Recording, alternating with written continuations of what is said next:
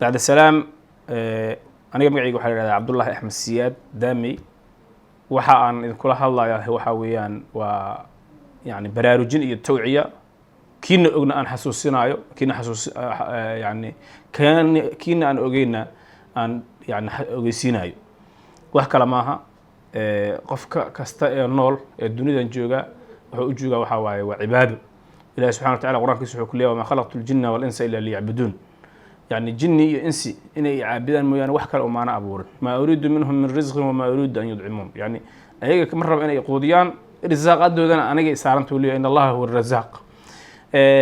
أنت صار روح عن سودة يا وحواي ودن كنا وهذاك سنتين صدنا سنة انكبضا إنه ببرسين هاي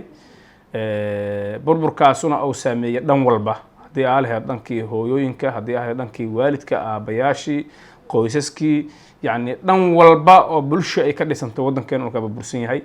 waxa ugu badan ee ku baxay ee ku ba'ayna waxay ahaayeen waa qoysas Soomaaliyeed qaar barakacay qaar ku dhintay qaar waay waalidkoodii iyo qaar ayaga dhamaaba la waayay oo cadam noqday waxa marka waddankii waqtiyo kala duwan oo maraaxil kala duwan soo maray waxa jira dad kala duwan oo u kacay sidii uu ahaan lahaa weeraan magaci Soomaaliya si aan loo wayhayn dad isku abaabulay ayaa jiray inay isku keenaan ummadda kuwa kale waxay isku abaabulay inay ka shaqeeyaan in maamooyinka u badan inay caruur soo saaraan oo aabayaashoodii ay ku dhinteen dagaaladii la soo maray ahliga u badnaa caruurtii la soo saaray waxaa jira dad dhan kale u fikiray iyaguna oo hooyooyinkii yaanyada iyo caanaha gadaayay caruurtii ay soo saareen dad ku fikiray sidii maskaxdooda u dhisi lahaayeen cilmi ahaan iyagoo aanan haynin cid fangareysa oo waddanka sida suntii waxaa jira hay'ado fara badan oo agoonta saacida danyarta saacida tusaalaha ugu dhow markaan soo qaato waxaa jirta hay'ad la yiraahdo Al-Mustaqim Foundation basekeedu yahay magaalada Muqdisho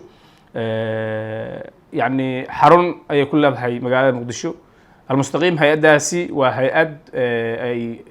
wax barta arday ka badan 300 oo arday hay'ad muxsiniin jeebkooda wax ka bixiya ayay wax ku bartaan mooyaane dawlad caalamiya iyo dawlad Soomaaliyeed iyo dawlad kale oo yani wax ku deeqda amba hay'adaha caalamiga ah amba heerka waxbarasho ahaadaan amba caalamiga ahaadaan wax ku deeqahay ma jiraan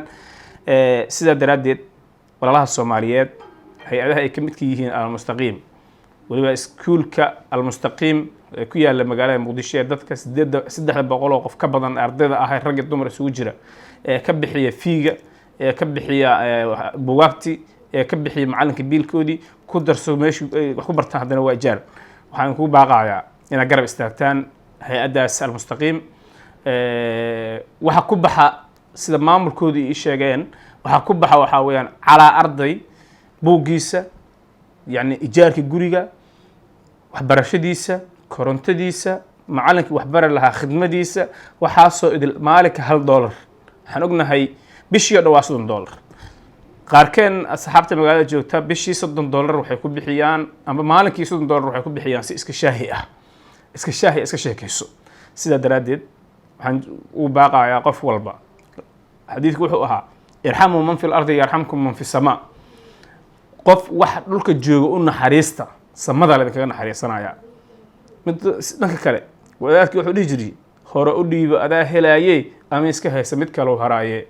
saas markaan leeyahay waxa waaye midka u haraayo wuxuu ku sameeyaa ma ogid laakiin markaas sadaqaysato jeebkaaga hortid oo jeebkaaga aad wax ka bixisid aad walaal u baahan iyo dad la hubo inay ku bixinayaan meeshii loogu talagalay oo agoon ku bixinayaan danyar ku bixinayaan bulsho berri soo saarayaan ummadan baaba'ay qayb ka mid ah soo kabayaan markaa ku bixisid way kala duwan tahay waxaan naftiida iyo naftiina ugu baaqayaa qof walba inuu qayb ka qaato horumarinta dalka sinti maanta waxa halka $1 aad tuurta waxa ku badbaadaya wax ku baranaya walaal gabar wiil mustaqbalka laga yaabo dalkan inuu wax ka noqdo wiil walaal berri laga yaabo inuu adiga aad u baahatid oo caafimaad barto berri dhakhtar ku noqdo waxa wax ku soo baxaya waa qof adiga ku anfacaya annagana anfacaya Soomaaliya dhan anfacaya tacaawunu cala albirri wattaqwa aan leeyahay mid kale waxaan waa imtixaan ilaahay subxaanahu wa tacaala wuxuu ka leeyahay dan in anaga naftarkeena ku waana qaadan example soo qaadanaya dadka ilmaha maanta la haayo ee agoonta ah aabayaashoodii ilaahay subxaanahu wa tacaala had qaatay oo naga jeclaysto dilay asagoo nagala tashan annaga maanta nool yani ilaahay subxaana wa tacaala wuxuu nagu imtixaani karaa ilmaheenu kuwaas in lama noqdaana laga yaabaa haddaanan ayaga u naxariisan, haddaanan ayaga u jilcanaanin, haddaanan booskii waalidkood u gelin. marka ma jirto hubanti ah in caruurtaadu aysan agoon noqonayn sida aad u jeclaa lahayd caruurtaadoo agoon ah in loogu gargaaro uga gargaar ilmaha Soomaaliyeed oo iskuulkaas iyo muxsiniintaas iyo dadkaas Soomaaliyeed guri ijaara ku jira maanta wax ku bara ay ugu talagaleen qalbigooda u jeclaadeen.